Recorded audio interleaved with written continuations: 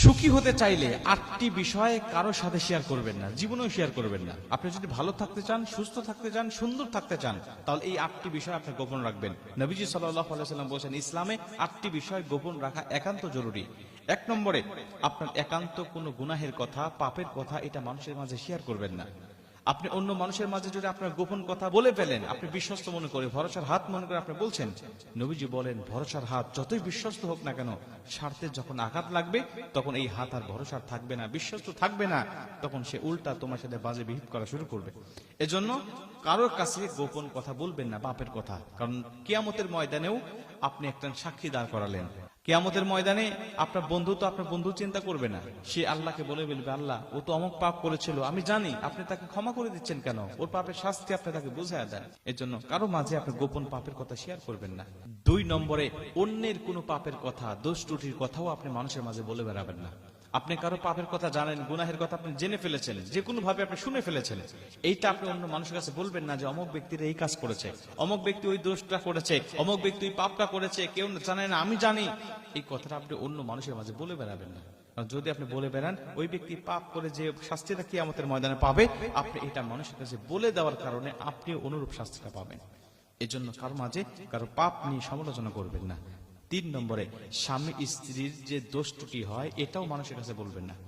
স্বামী স্ত্রীর দোষ ত্রুটি অনেক সময় হয়ে থাকে, স্ত্রী ভালো না, একটি স্ত্রী অপরাধ করেছে, এটা আপনি স্ত্রীকে শাসন করা বাদ দিয়ে অন্য মানুষের কাছে বলে বেড়াচ্ছেন। মনে রাখবেন, 2 দিন পরে আপনার স্বামী স্ত্রী সবকিছু ভুলে যাবেন, আবার এক হয়ে যাবেন, কিন্তু যাদের মাঝে বলে বেড়াচ্ছেন ওরা কিন্তু ভুলে যাবে না। ওরা মনে রাখবে, ওরা সুযোগ পাইলে এই কথাটা বলে আপনাকে আঘাত দেওয়ার চেষ্টা করবে, আপনাদের দুজনের মধ্যে ফাটল ধরানোর চেষ্টা করবে, সুখের সংসার ভেঙে তছনছ করে দেবে। এই জন্য কাউকে বলবেন না। 4 নম্বরে, খারাপ স্বপ্ন কারো মাঝে বলবেন না। আপনি কোন স্বপ্ন দেখেছেন, ভয়ানক স্বপ্ন, খারাপ স্বপ্ন আপনার কাছে মনে হচ্ছে, আপনার যদি একান্তই ব্যাখ্যাটা জানার প্রয়োজন হয়, তাহলে যিনি জানে বলে আপনার কাছে মনে হয় ওনার কাছে আপনি বলবেন, কোন আলেমের কাছে, মুফতির কাছে, মুহাদ্দিসের কাছে আপনি জানাবেন। সাধারণ মানুষের মাঝে, আম পাবলিকের মাঝে এই কথাটা যদি আপনি বলেন আর ও যদি কোনো উল্টাপাল্টা ভুলভাল ব্যাখ্যা করে, এই ভুলভাল ব্যাখ্যাটা, উল্টাপাল্টা ব্যাখ্যাটা আপনার জীবনের সাথে ফলে যাওয়ার সম্ভাবনা আছে।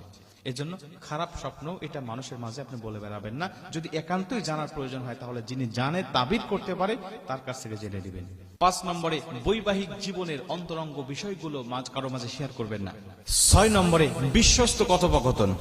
বিশ্বস্ত যে কথোপকথন গুলো আপনাদের মধ্যে রয়েছে, অনেক মানুষ আছে কাউকে বিশ্বাস মনে করে একটা কথা বলেছে, এই বিশ্বস্ত কথোপকথন করার সময় আপনাকে বলে দিয়েছে, ভাই তোমাকে বিশ্বাস করে আমি বলছি, তুমি এটা মানুষের কাছে বইলো না। আমাদের সমাজে অনেক মানুষ আছে বিশ্বস্ত কথোপকথন গুলো মানুষের মাঝে বলে বেলায়, বলে ওই ব্যক্তি আমাকেই শুধু বলছে, কাউকে বলতে নিষেধ করছে, তারপরেও আমি তোমাকে বলছি কারণ তোমাকে আমি বিশ্বাস। কথাটা 2 কান হওয়ার কথা ছিল, কিন্তু আপনি 4 কান করে দিলেন। এই কথাটা আর আপনি বেশি জানাই দিলেন, এই কথাটা আপনি আরো মানুষের মাঝে বলে দিলেন।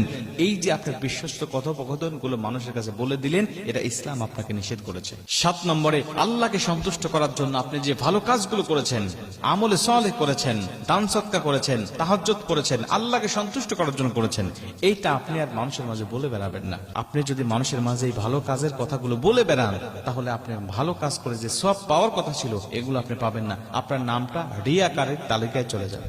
এই জন্য ভালো কাজ করে এটা মানুষের মাঝে বলে বেড়াবেন না। 8 নম্বরে, উত্তম রিজিক, সুস্বাস্থ্য, এগুলো মানুষের কাছে বলতে হয় না। আপনি কত টাকা ইনকাম করেন, অ্যাকুরেট হিসাব কারোকে দেওয়ার দরকার নাই, এটা আপনি নিজের মধ্যে রাখেন।